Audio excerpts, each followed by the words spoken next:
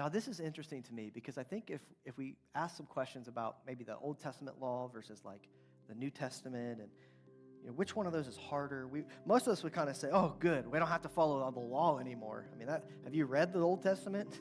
Have you looked at the rule? Like, I'm so glad I'm a New Testament Christian and I'm under the grace of God. And we kind of sometimes play this game of like Old Testament versus New Testament. But I want you to think about this. What's harder to obey?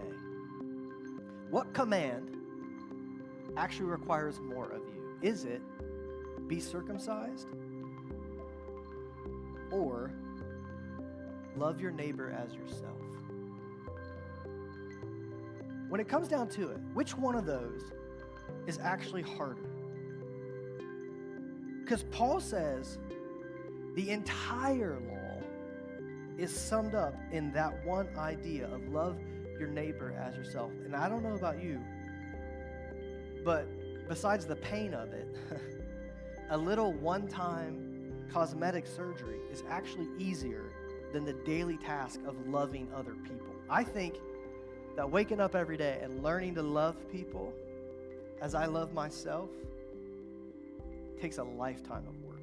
Every day that I breathe, to love people the way that God calls me to love them, even people that I don't really like. They're included.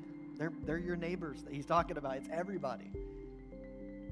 That's not something that I naturally always want to do, which is why I need the help of the Holy Spirit. And Paul's going to get into that here in another section in a